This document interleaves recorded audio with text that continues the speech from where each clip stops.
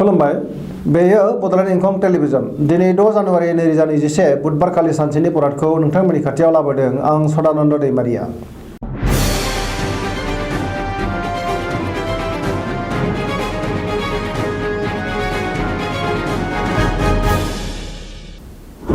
सिगां फरायथिं लादों मेष राशि दिनैनि साना मोजां आरो गाज्रि गेजेरजों बाबेरलांगोन गोसोखौ गोबां गुलुं गुजुं मोनगोन देहाया दिनै मोजाङै थागोन अब्लाबो जानाय लोंनायाव सांग्रां जानाया गाहाम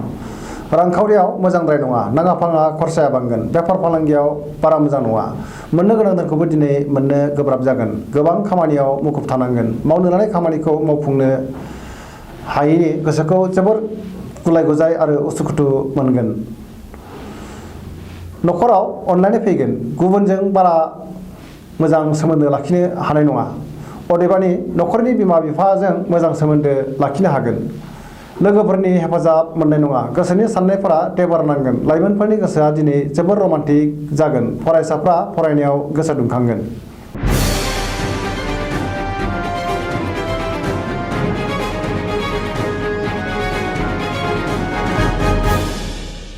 वृष राशि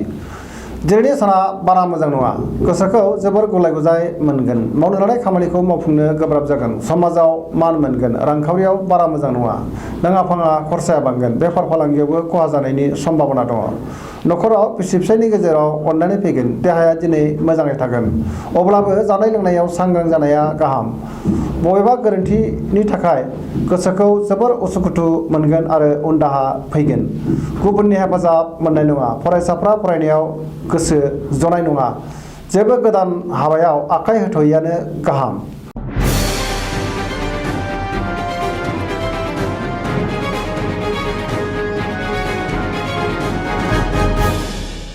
मिथुन राशि दिनैनि साना मोजां आरो गाज्रिनि गेजेरजों बाबेरलांगोन गोसोखौ जोबोर गुलुं गुजुं मोनगोन मानिबा जाहोनाव गोसोआव गिनाय फैगोन आरो गिलुं गिलुं मोनगोन देहाया मोजां थागोन अब्लाबो जानाय लोंनायाव सांग्रां जानाया गाहाम रांखावरियाव मोजां बेफार फालांगियावबो मोजां मुलाम्फा मोननो हागोन न'खराव बिसि फिसायनि गेजेराव अनलायनाय फैगोन बिदा फंबायजों मोजां सोमोन्दो थागोन समाजाव मान मोनगोन गोसोनि बोलोआ लोरबां जागोन बिदा फंबायजों मोजां सोमोन्दो लाखिनो हायोब्लाबो बिमा बिफानि अननाय मोननाय नङा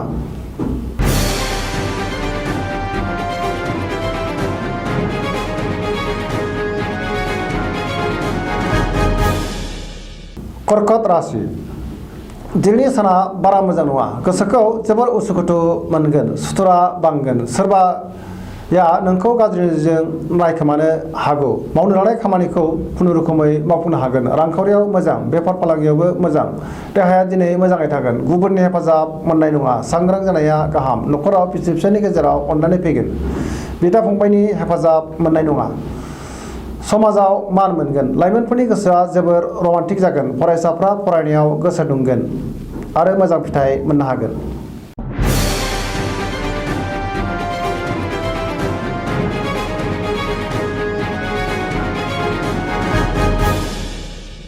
सिंह राशि दिनैनि साना जोबोर मोजां गोसोखौ जोबोर गोजोननाय मोनगोन मावनो लानाय खामानिखौ थि समावनो मावफुंनो हागोन रांखावरियाव जोबोर मोजां मोननो गोनां धोनखौबो दिनै मोननो हागोन बेफार फालांगियाव गोबां मुलाम्फा मोननायनि सम्भाबना दङ न'खराव अनलायनाय फैगोन गोसोनि बोलोआ बांगोन गोबां खामानि मावनो थुलुंगाखांगोन गोसोनि साननायफोरा जाफुंगोन समाजाव गोबां मान मोननो हागोन न'खराव बिसि फिसायनि गेजेराव अनलायनाय फैगोन बिदा फंबायनि अननाय आरो हेफाजाब मोनगोन सेंग्रा सिख्लाफ्रा गोसोखौ जोबोर रमान्टिक मोनगोन आरो गावबा गावनि गोसोनि साननायफोरखौ फोरमायलायनो हागोन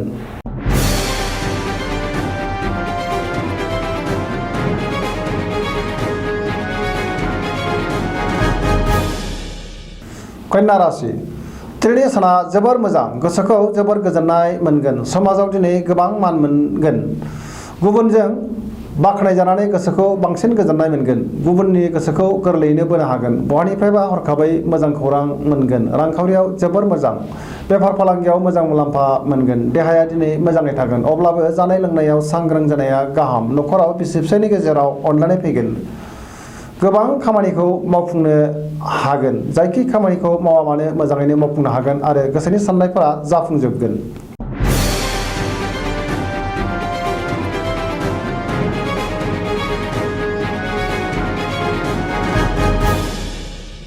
तुला राशि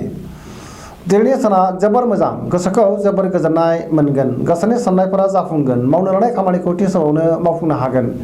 देहाया दिनै मोजाङै थागोन रांखावरियाव जोबोर मोजां नखराव बिसि फिसायनि गेजेराव अनलायनाय फैगोन समाजाव गोबां मान मोनगोन बेफार फालांगियाव मोजां मुलाम्फा मोनगोन लोगोफोरनि हेफाजाब मोनगोन लाइमोनफोरनि गोसोआ दिनै जोबोर रमान्टिक जागोन आबाद फरायसाफ्रा फरायनायाव गोसो दुंखांगोन आरो मोजां फिथाइ मोनगोन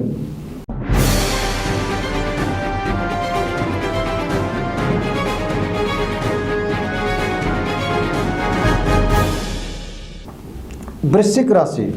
दिनैनि साना मोजां आरो गाज्रिनि गेजेरजों बाबेनलांगोन गोसोखौ जोबोर गुलुं गुजुं मोनगोन मावनो लानाय खामानिखौ थि समावनो मावफुंनो गोब्राब जागोन गोसोनि साननायफोरा देबार नांगोन गोसोनि बोलोआ लोरबां जागोन नखराव बिसि फिसायनि गेजेराव अनलायनाय फैगोन रांखावरियाव बारा मोजां नङा नाङा फाङा खरसाया बांगोन बेफार फालांगियाव खहा जानो हागौ देहाया दिनै मोजाङै थागोन अब्लाबो जानाय लोंनायाव सांग्रां जानाया गाहाम लाइमोनफोरनि गोसोआ जोबोर रमान्टिक जागोन फरायसाफ्रा फरायनायाव गोसो दुंगोन दिनै जेबो गोदान खामानियाव आखाइ होथ'यैआनो मोजां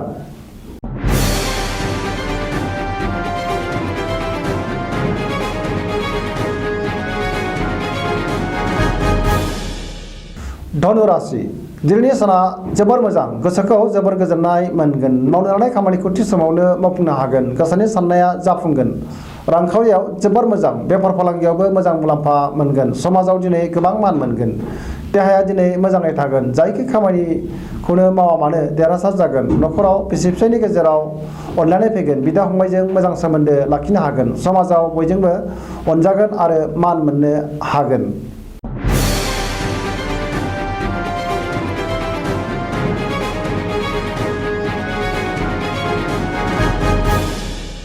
मकर राशि दिनैनि साना जोबोर मोजां गोसोखौ जोबोर गोजोननाय मोनगोन देहाया दिनै मोजाङै थागोन अब्लाबो जानाय लोंनायाव सांग्रां जानाया गाहाम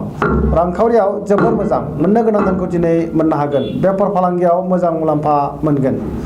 नखराव बिसि फिसायनि गेजेराव अनलायनाय फैगोन गोसोनि बोलोआ बांगोन समाजाव गोबां मान मोननो हागोन बबेबा खामानियाव मुखुब थागोन लाइमोनफोरनि गोसोआ जोबोर रमान्टिक जागोन आरो गावबा गावनि गोसोनि साननायफोरखौ फोरमायलायनोबो हागोन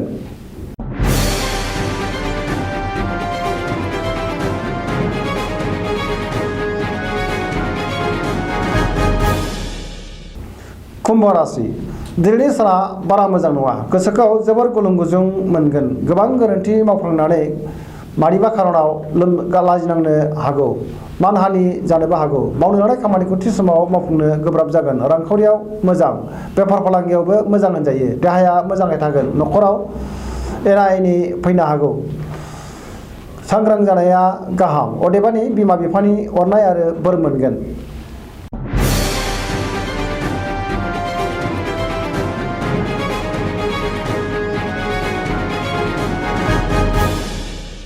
मीन राशि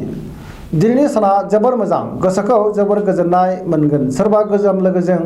जानबुङाव रायज्लायनो खाबु मोनगोन गोसोनि बोलोआ बांगोन गावनि गोसोनि साननायखौ गुबुननो फोरमायनोबो हागोन देहाया दिनै मोजाङै थागोन रांखावरियाव मोजां मोननो गोनां धनखौ दिनै मोननो हागोन बेफार फालांगियाव गोबां मुलाम्फा मोननो हागोन नखराव बिसि फिसायनि गेजेराव अननानै फैगोन जायखि खामानिखौनो मावा मानो दिनै मोजाङैनो मावफुंनो हागोन आरो गोसोनि साननायफोरा जाफुंजोबगोन दिनैनि राशि फरायनाया एसेनोसै जोबनायाव बेखौनो खावलायो जाहाथे नोंथांमोना सानफ्रामबो जोंनि बे बड'लेण्ड इंखं टेलिभिजनखौ नायबाय थायो आरो साबस्क्राइब खालामो एसेनोसै गोजोन्थों।